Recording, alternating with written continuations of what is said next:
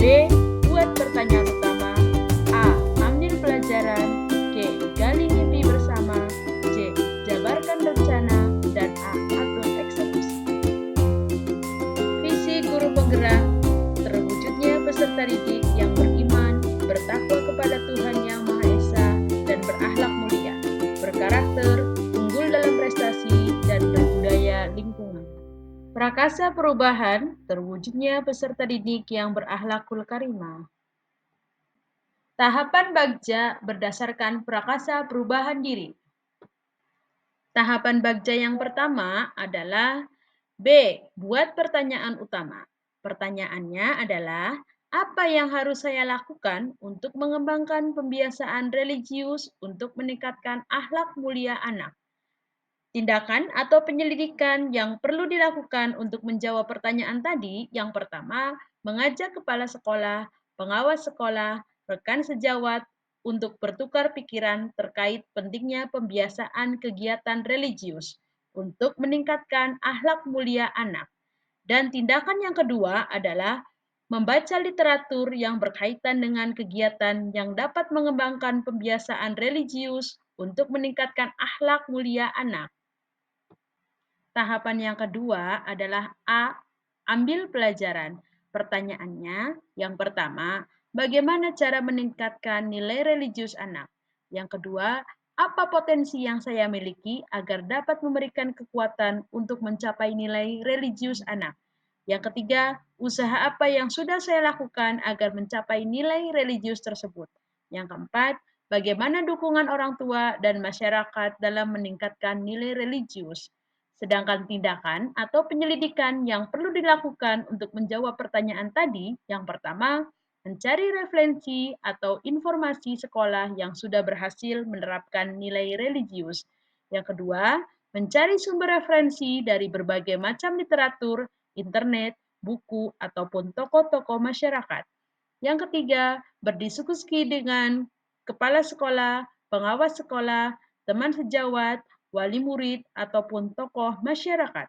Dan yang keempat, pembiasaan di sekolah dengan praktek nilai religius.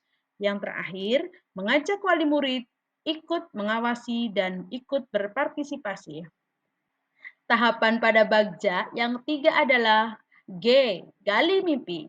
Pertanyaannya, apakah pembiasaan-pembiasaan baru saya dapat meningkatkan nilai religius dan juga dapat mempengaruhi akhlak siswa?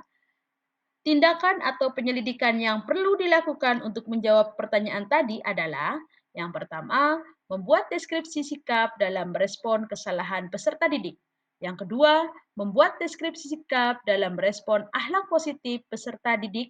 Dan yang ketiga, membuat daftar kompetensi baru untuk meningkatkan akhlak mulia peserta didik. Tahapan Bagja yang keempat adalah J. Jabarkan rencana. Pertanyaannya adalah, apa langkah-langkah yang harus saya lakukan untuk pembiasaan religius yang meningkatkan akhlak mulia peserta didik? Pertanyaan yang kedua, apa terobosan yang bisa dilakukan untuk praktik di kelas?